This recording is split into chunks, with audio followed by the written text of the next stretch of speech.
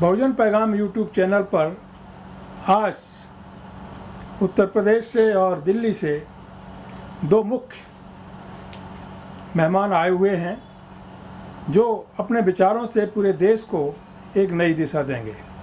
इस संबंध में मैं आपसे गुजारिश करना चाहूँगा कि बहुजन पैगाम को यदि घर घर तक पहुँचाना है, इसे सब्सक्राइब करें, लाइक करें और शेयर करते हुए ज़्यादा से ज़्यादा लोगों पहुँचाने की कोशिश करें। इस संबंध में सबसे पहले आपका नाम क्या है? मेरा नाम गोपाल प्रसाद है। आप कहाँ से आए हुए हैं? मैं मूलतः बिहार का रहने वाला हूँ, लेकिन मैं 22 साल से दिल्ली में रहता हूँ। मैं पूर्वी दिल्ली के मंडावली एरिया में रहता हूँ। क्या काम करते हैं आप? मैं हिंदी का कंटेंट राइटर हूँ और आरटीआई एक्टिविस्ट हूँ। मैं पार्लियामेंट इलेक्शन अमेठी से चुनाव भी लड़ा है 2019 में, स्वतंत्र प्रत्याशी के रूप में। बड़ी खुशी की बात है, आप बिहार के रहने वाले हैं और दिल्ली में काम कर रहे हैं और सोशल एक्टिविस्ट हैं और आरटीआई का भी काम करते हैं, अच्छा काम करते हैं।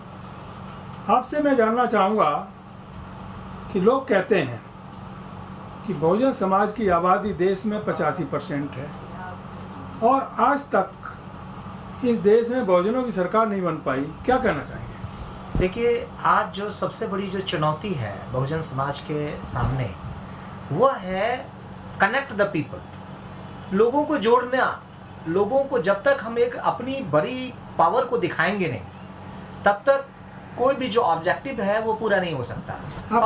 आपका कहना मतलब ये है जी कि जिस तरह से बीजेपी ने एक अलायंस बनाया हुआ है, जी, कांग्रेस ने अलायंस बनाया हुआ है, उसी तरह से जो बहुजन समाज की पार्टियां हैं उनको भी एक पॉलिटिकल अलायंस बनाना चाहिए और तब चुनाव लड़ना चाहिए, शायद कामयाब हो जाए। एग्जैक्टली यहाँ पर दो स्तर पर जोड़ने की मैं बात कर रहा हूँ। एक तो जो अपना, जिसको हम अपना समाज कहते हैं, यानी उसमें SC ST OBC वो जो कैटेगरी है उनको जोड़ना, जितना को हम जानते हैं उनको जोड़ना। और दूसरा, उससे रिलेटेड जो पॉलिटिकल पार्टीज है, जो उसके लीडर्स हैं, जो हमारे समाज से बिलोंग करते हैं, यानी SC ST OBC के हैं, तो उनको, उन पॉलिटिकल पार्टीज को भी जोड़ना। यानी एक तो पब्लिक को जोड़ना और दूसरा उससे रिलेटेड पार्टियों को जोड़ना। राइट। आपने SC ST OBC की बात कही। इस देश में माइनॉरिटी क्लास के लोग भी रहते हैं और उनकी आबादी लगभग 20% के आसपास इस देश में है जी। उनके बारे में आप क्या कहना चाहेंगे? देखिए, मैं बिल्कुल इस मामले में बेबाक अपनी बात रखना ये चाहता हूँ कि आज जो माइनॉरिटी है वो हर जगह अपना अलग अलग उनका प्लानिंग है, पॉलिटिकल प्लानिंग, पॉलिटिकल जो वोटिंग है उसका हर जगह अलग अलग रुख है। इस अलायंस में जो SC ST OBC जो पार्टियां हैं इनकी, इस अलायंस में जो माइनॉरिटी क्लास के लोग हैं उनकी भी पार्टियां हैं, तो उनको इसमें जोड़ना चाहिए अथवा नहीं जोड़ना चाहिए? नहीं, जोड़ना चाहिए, लेकिन अपने हक और हित और जो मैनिफेस्टो है और जो कंडीशंस है उसको दिखा करके, उसको समझा करके, और अगर वो उससे सहमत होते हैं तब उनको जोड़ने की बात है। देखिए, वो भी देश के नागरिक हैं, जिसमें कोई शक नहीं है, और संविधान उनको बराबरी का अधिकार देता है। जिस तरह से हमको देता है वैसे उनको देता है। संविधान किसी के साथ कोई नाइंसाफी नहीं करता, पक्षपात नहीं करता। हर व्यक्ति को, जो देश का, भारत का नागरिक है, उसको समान अधिकार है, उसी तरह से उनको भी अधिकार हैं जी। तो यह जो बहुजन समाज है, ये बहुजन समाज जहाँ तक मैं जानता हूँ, काशीराम की साहब की परिभाषा के अनुसार SC ST OBC, माइनॉरिटी और आदिवासी, इसको मिलाकर के बहुजन समाज बना है।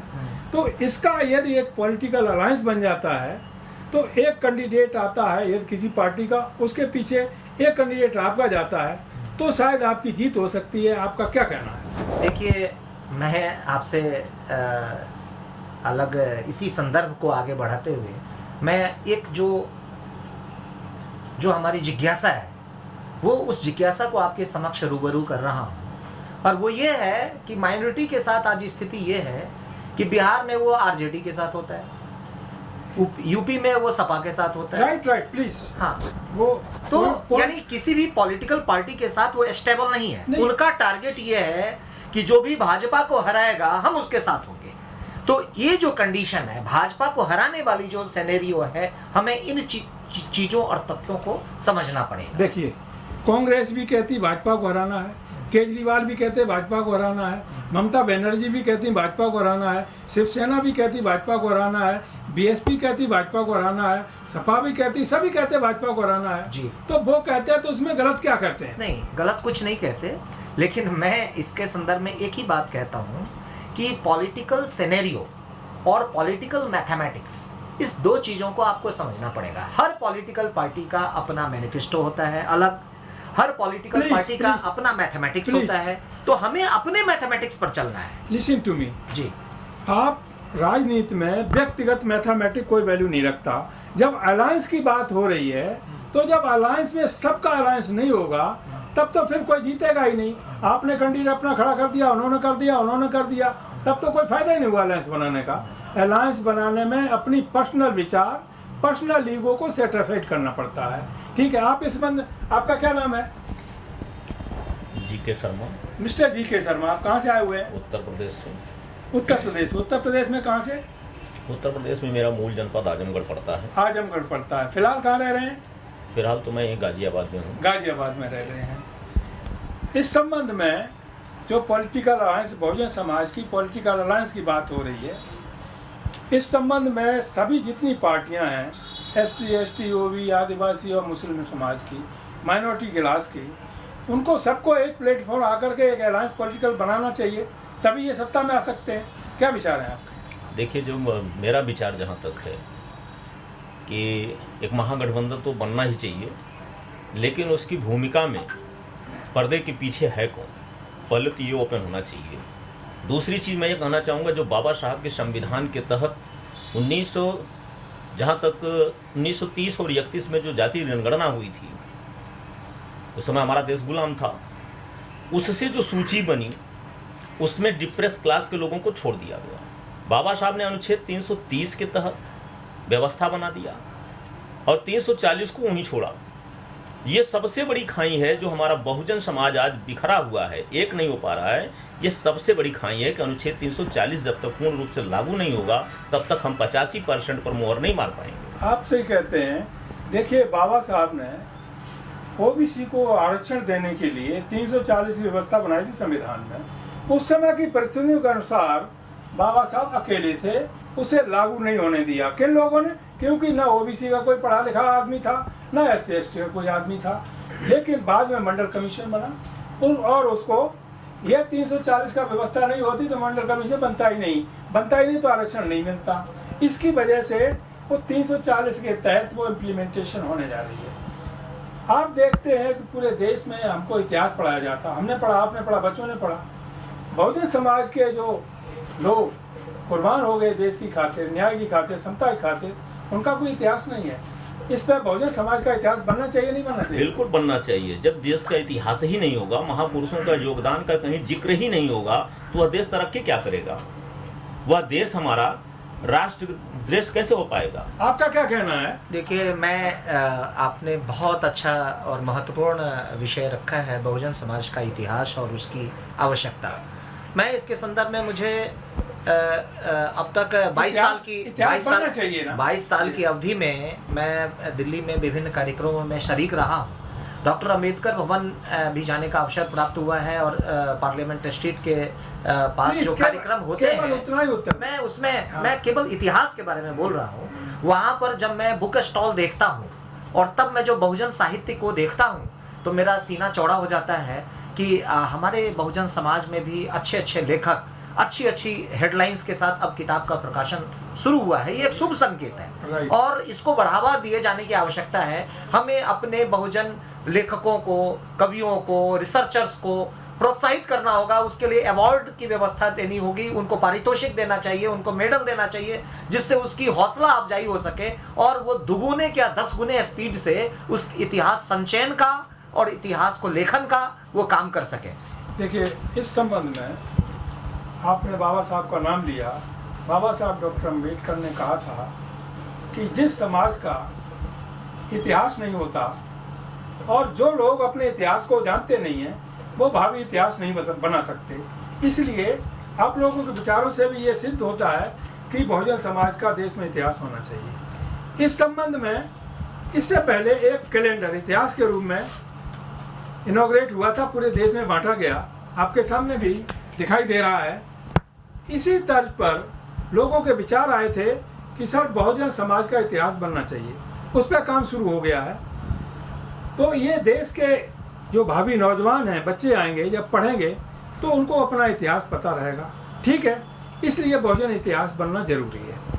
मैं बहुजन इतिहास पर कहना चाहूँगा कि उत्तर प्रदेश में पूर्व सीएम सुश्री मायावती जी ने बहुजनों का इतिहास लिखने के लिए मील का पत्थर साबित किया है। महापुरुषों की मूर्ति लगाकर एक ऐतिहासिक कदम किया। बिल्कुल, आपने और बिल्कुल सही फरमाया। आज इतिहास के पन्नों को जो सुजोया जाएगा तभी देश की तरक्की हो पाएगी।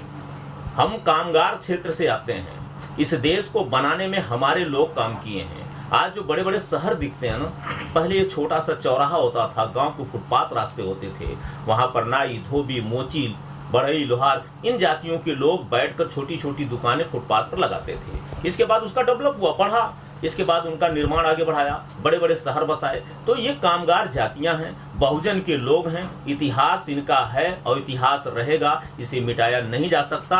आने वाली पीढ़ियों को हमको दिखाने के लिए इस तर्ज पर काम करना पड़ेगा, इतिहास को सुरक्षित करना पड़ेगा। आपने बिल्कुल सही फरमाया कि हम जो आज इतिहास लिखने की बात करते हैं, बाबा साहब इस देश को संविधान देके गए, हमेशा रहेगा, कोई उसे छेड़ नहीं सकता। हम लोग जो अपने को बुद्धिजीवी कहते हैं, पढ़ा लिखा कहते हैं, कम से कम इस समाज को, जिसकी आबादी आज 85-90% है, इस समाज को इतिहास दे करके जाएं, जिससे आगे आने वाली जनरेशन उसे पढ़े और हमारे जो महापुरुष जिन्होंने हमारे लिए कुर्बानियाँ दी हैं उन पर गर्व कर सके, फख्र कर सके और सीना चौड़ा करके चल सके। सर, मैं यही एक चीज़ और फिर कहना चाहूँगा, जैसे आपने कहा कि भारतीय संविधान को कोई छेड़ नहीं सकता, ये गर्व की बात है। लेकिन मैं अभी देख रहा हूँ जो देश की हालात चल रही है कि भारतीय संविधान में तमाम अनुच्छेदों में प्रस्ताव लाकर जो है संशोधन किए गए हैं, जो हमारे उजूल फजूल की चीज़ें हैं। जैसे अभी 10% आरक्षण की बात कर दी जाए, किसी भी पार्लियामेंट में या विधान परिषद में या उसमें कहीं भी पास नहीं कराया गया और सीधे सीधे उसको घोषित कर दिया। आप बिल्कुल सही। इस आधार पर किया गया, क्या उनकी जाति जनगणना हुई थी? क्या आर्थिक स्थिति हुई थी? क्या सामाजिक उत्थान का उनका जनगणना हुई थी? नहीं हुआ। तो भारतीय संविधान या इतिहास में यह सिद्ध है, भारतीय संविधान यह गवाही नहीं देता कि जब तक आप जातियों का जनगणना नहीं करा लेते हैं तब तक उनका शुद्ध रूप से आरक्षण नहीं दे सकते हैं। बाबा साहब ने साफ शब्दों में कहा था कि संविधान तो मैंने दे दिया है, लेकिन इसको चलाने वाले होशियार और ठीक होने चाहिए। बिल्कुल आप सही कहते हैं। आपके अनुसार भारत में जातिगत गणना होनी चाहिए, बिल्कुल होना चाहिए, तभी आरक्षण की समुचित व्यवस्था हो सकती है। आपने यह भी ठीक कहा कि सुप्रीम कोर्ट ने EWS कोटा 10% दे दिया, जबकि सुप्रीम कोर्ट के 7 जजों का फैसला था, जिसमें कानिया साहब चीफ जस्टिस ऑफ इंडिया से उस समय, तो उन्होंने कहा था कि 49.5% से रिजर्वेशन ज़्यादा नहीं किया जा सकता। लेकिन सुप्रीम कोर्ट ने मौजूदा सरकार के इशारे पर अथवा अपनी सोच लगा करके EWS को 10% आरक्षण दे दिया इकोनॉमी के आधार पर, जो कि असंवैधानिक है, क्योंकि संविधान इसकी परमिशन नहीं देता। संविधान में जो व्यवस्था आरक्षण की गई है वो सामाजिक और एजुकेशन के आधार पर की गई है। बिल्कुल बिल्कुल। EWS का जो 10% दिया गया है वो इस कैटेगरी में नहीं आता। जहाँ तक आपने इतिहास के बारे में बताया, ये गर्व की बात है।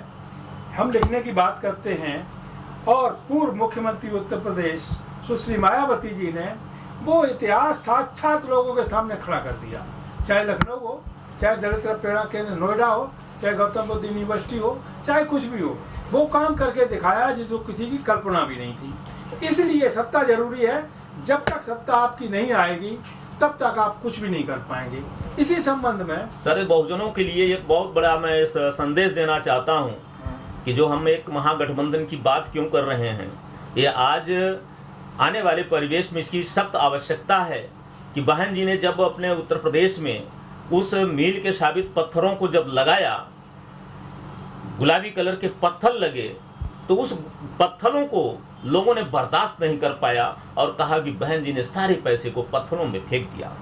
लेकिन मैं पूछना चाहता हूं कि जिस समय गोमती नगर में वो जो नाला बहता था, उधर से दिन में जाने के लिए कोई रास्ता नहीं होता था, दिन दहाड़े लोग जाते नहीं थे डर के मारे, लेकिन आज वहाँ चकाचौंध है, पूरी लाइटें हैं, बाबा साहब का वहाँ जो है स्मारक बना हुआ है। स्मारक मीन्स मंदिर होता है। उन्होंने बहुजनों के लिए एक बहुत बड़ा भव्य मंदिर बनाया है, जो एक रोजगार से भी जुड़ा हुआ मुद्दा है। तमाम लोगों को उन्होंने रोजगार दिया है। लेकिन अभी तक जो 8 सालों में हम लोग देख रहे हैं कि पूरे देश में किसी को 1 पैसे का रोजगार नहीं है। हम आरक्षण की बात करते हैं, निजीकरण हो रहा है, वहाँ पर आरक्षण का नामी निशान नहीं है। आरक्षण खत्म करने का एक बहुत बड़ा षड्यंत्र है। अभी नहीं बहुजन जागेगा तो फिर कभी नहीं सवेरा होगा। देखिए, इस संबंध में काशीराम साहब ने भी कहा था कि जब तक सत्ता आपके हाथ में नहीं होगी तब तक आप पुलिस के डंडे खाइए, रोड पे जाकर के धरना प्रदर्शन कीजिए, कुछ भी कीजिए, कुछ होने वाला नहीं है। आपको इतिहास पता होगा, बुद्ध के बाद सम्राट अशोक, यानी 300 साल के बाद जब सम्राट अशोक मगध का सम्राट बना और जब वो बुद्धिस्ट हो गया, उसने बुद्ध की जो मानव कल्याणकारी एक व्यवस्था है, धम्म है, दर्शन है, उसको सारे विश्व में मानव कल्याण के लिए उसने प्रसारित किया और वहाँ स्थापित किया, जिसकी वजह से लोगों का मानव कल्याण हो सके। यदि सम्राट अशोक शासक नहीं बनता तो बुद्ध का धम्म आज पूरे संसार में नहीं होता। सही बात है। इसलिए शासन, सत्ता में बहुजनों का आना जरूरी है। जब तक आपके हाथ में शासन और सत्ता नहीं होगी तब तक आप ना अपने धर्म को फैला पाएंगे, ना एजुकेशन में सर, मैं पाएंगे, ना समान भागीदारी। क्वेश्चन का मैं जवाब इस तरह से ना देते हुए मैं दूसरे लहजे में देना चाहूँगा कि हमारे सत्ताधारी भगवान बुद्ध जी एक राजवंश से थे। उन्होंने राजवंश को त्याग कर एक ऐसे धर्म की तरफ चले, ऐसे सत्य की तरफ चले। उन्होंने सत्य की खोज किया और उनके संविधान को लिखने वाले अरहत उपाली ने ऐसे संविधान का निर्माण कर दिया जिस संविधान को अनुग्रहित करते हुए बाबा साहब ने भारतीय संविधान का निर्माण किया। ऐसे में हमारे बहुजन को बुद्ध की ओर जाना चाहिए, उनसे सीख लेनी चाहिए। और जब तक हम मानवतावादी यह संदेश पूरे देश में भाईचारा कायम नहीं करेंगे, मानव में भेद रहेगा, तब तक देश में कुछ नहीं हो सकता।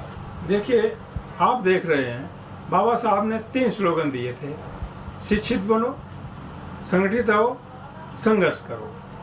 शिक्षा में वो पावर है जो एटम बम में भी नहीं होती है। ठीक है, आज क्या देख रहे हैं, पूरे देश के अंदर लोगों को अशिक्षित बनाया जा रहा है, शिक्षा को खत्म किया जा रहा है। इसके पीछे सरकार की मंशा क्या है? देखिए, बाबा साहब ने जो कहा था शिक्षित बनिए, संगठित होइए, संघर्ष करिए, उस समय देश की वह स्थिति थी, उसकी आवश्यकता थी, उस नारे को बाबा साहब ने दिया। आज हमारा देश, हमारा बहुजन पढ़ लिख कर कुछ कामयाब हो चुका है, वह अच्छाई और बुराई सब कुछ समझ रहा है। लेकिन मजबूरी क्या है कि वह जानता है कि अभी हम कुछ भी आवाज़ अपने हिस्से से जुड़े हुए, अपने समाज के हिस्से से जुड़े हुए अगर हम क्वेश्चन करते हैं तो तमाम प्रकार के हमारे ऊपर हथकंडा चलाया जाता है। इससे हमारा समाज डरा और भय से कांप रहा है। देखिए, डरे और भय की बात आपने कही। उस समय जब बाबा साहब इस देश में संघर्ष कर रहे थे, he was alone in the country who was representing whole Bahujan society in the country. और महात्मा गांधी उनका विरोध कर रहे थे। ठीक है, उस समय एक व्यक्ति ने इस 85% लोगों को जो न्याय दिलवाया, और न्याय तो पूरे देश को उन्होंने दिलवाया, किसी की नाइंसाफी नहीं की। महिलाओं के लिए उन्होंने न्याय दिलवाया, उनको लोग पैर की जूती समझते थे, समान न्याय दिलाने की व्यवस्था की गई। ठीक है, तो बाबा साहब अकेले थे, वो नहीं डरे। महात का संग्राम हुआ, नहीं डरे। कालाराम का आंदोलन हुआ, उसमें नहीं डरे। संविधान की बात आई, उसमें नहीं डरे कभी भी। जब एक व्यक्ति एक तरफ पूरे ये जो मनवादी समाज के लोग थे दूसरी तरफ थे, तब बाबा साहब अकेले नहीं डरे। तो अब तो बहुत सारे लोग, करोड़ों की संख्या में शिक्षित भी हो गए हैं, पैसा भी है, नौकरियों में है, प्राइवेट भी काम करते हैं। तो ये आज के समय की डरने की बात ये समझ में नहीं आती। लोगों को डरना नहीं चाहिए। आज तो आपके पास आपकी रक्षा के लिए हथियार है। क्या है? संविधान है, कानून की किताबें हैं। उस समय बाबा साहब के पास तो कुछ भी नहीं था, केवल उनका टैलेंट था, कलम की ताकत थी, जिसकी वजह से उन्होंने इस देश के लोगों को हक दिलवाए, बराबरी का सम्मान दिलवाया, और दिलवाने के पश्चात उन्होंने आरक्षण की व्यवस्था की, जिसकी वजह से लोग को बराबरी का, ये तो संविधान की किताब में आच्छादित है जी, लेकिन अभी पब्लिक प्लेस पे नहीं है साहब। जो समता की बात की जा रही है, जो बहुजन की बात की जा रही है, जो डर कैसे खत्म होगा, ये तो आप संविधान के अथवा उन पंक्तियों में है अभी जमीन पर नहीं आई। जमीन पे आने के लिए देखिए, मैं ये मानता हूँ जमीन पे आने के लिए बहुत सारे देश में लाखों की संख्या में संगठन लोगों ने बना लिए हैं, पार्टियां बना ली हैं। वो संगठन जो है अपनी दिशा में एक गलत दिशा में जा रहे हैं। हम लोग जो आप बुद्धिजीवी लोग हैं उनके परामर्श से एक नेशनल लेवल पर मूवमेंट चला रहे हैं बहुजनों को इकट्ठा करने का, और उसमें समता रूपी विचारधारा इस्टेब्लिश करने के लिए, तभी हम बहुजन समाज को जोड़ पाएंगे। देखिए एक चीज और भी मैं बता दूं, that Bahujan Samaj, the very समाज 85%, हम ये नहीं चाहते कि इस देश में बाबा साहब जो हमारे हैं वह किसी SC ST कोटे से हैं या हमारे बहुजन समाज के हैं। बाबा साहब देशभक्त थे, उन्होंने भारतवर्ष के लिए काम किया है, हिंदुस्तान शब्द के लिए काम नहीं किया। उन्होंने संविधान में लिखा this is India, India is Bharat. बिल्कुल आप सही कहते हैं। जो लोग ये सोचते हैं कि बाबा साहब किसी वर्ग विशेष के नेता थे, वो गलत सोचते हैं। ये तो रूमर फैलाया गया। वो बाबा साहब के स्तर को डाउन करने की बात करते हैं। बाबा साहब भारत के नेता थे, भारत के लिए काम किया, और भारतीय नहीं बल्कि इंटरनेशनल लीडर थे, इसमें कोई शक नहीं। आज अमेरिका बाबा साहब को सैल्यूट करता है। 14 अप्रैल को अमेरिका में बाबा साहब की जयंती मनाई गई। अमेरिका के अलावा ऑस्ट्रेलिया है, इंग्लैंड है, अन्य देशों में भी मनाई गई। वहाँ पर उनको कितना सम्मान दिया गया। और आज आप जाएं, अभी पिछले NV रमन्ना साहब चीफ जस्टिस ऑफ इंडिया हैं, जब अमेरिका गए और कैलिफोर्निया यूनिवर्सिटी में गए तो वहाँ बाबा साहब की तस्वीर थी। नमन किया और उन्होंने कहा हमारे करोड़ों जैसे लोग इस महान विभूति के सामने नतमस्तक होते, अपना गर्व महसूस करते हैं, क्योंकि ये भारत की भूमि से आकर के आज अमेरिका में स्टेब्लिश है और अमेरिका में भारत का गौरव बढ़ा रहा है। तो भारत का जो मान सम्मान और गौरव बढ़ा है वो बुद्ध और अम्बेडकर की वजह से बढ़ा है, किसी भी पाखंड की वजह से नहीं बढ़ा हुआ है। तो साथियों, आज की बात हाँ, और क्या कहना चाहिए? मैं कहना यह चाहता हूं कि जो हमारा देश आज जिस दहलीज पर खड़ा है उसे सिर्फ बचाने के लिए क्रांति की जरूरत है। जब अंग्रेजों से लड़ने की बात थी तो महात्मा गांधी ने कहा था हिंदू मुस्लिम सिख ईसाई सब हैं आपस में भाई भाई, वह दौड़ था। आज बाबा साहब ने संविधान इस देश को दिया और उसके चलाने वाले लोग शायद उस संविधान की लाइनों को अच्छी तरह से नहीं समझ पा रहे हैं, ना उन पर चला रहे हैं और ना उस पर चल पा रहे हैं। नहीं, मैं तो ऐसी स्थिति में मैं ये कहना चाहूँगा कि जो ये महासंघ गठबंधन की बात चल रही है, 85% को एक जगह होने की बात कही जा रही है, मैं तो कहता हूँ कि पूरा संपूर्ण भारत उस आदर्श को याद करे और एक नारा दे दें कि चलो बुद्ध की ओर, वाकई ये मेरा देश स्वर्णमय और सोने की चिड़िया पुनः हो जाएगा। मैं इस शब्दों के साथ आप सही कहते हैं। इस संदर्भ में जो अभी तक आप लोगों ने अपने विचार दिए, आगामी 20 मई 2023 को ND तिवारी भवन 2nd फ्लोर पर एक नेशनल बहुजन कॉन्फ्रेंस होने जा रही है, जिसमें देश भर से बुद्धिजीवियों को बुलाया गया है और इन्हीं मुद्दों को डिस्कस करने के लिए और उनको आगे बढ़ाने के लिए। और इसमें लास्ट में भी एक लाइन लिखी हुई है कि अभी बहुजन समाज को तीसरी आज़ादी की जंग लड़नी है।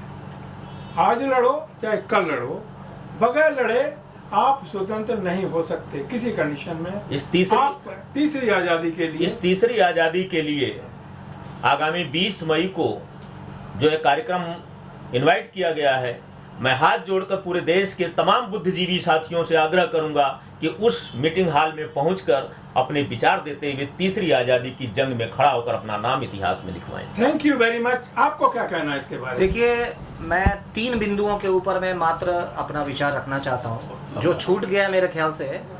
सबसे पहली बात है कि जो आपका एम्स और ऑब्जेक्टिव्स है वो पूरा कैसे हो सकता है, इसके ऊपर में आपने अभी तक कोई डिस्कशन नहीं किया। यह इस कमी को मैं पूरा किए देता हूँ।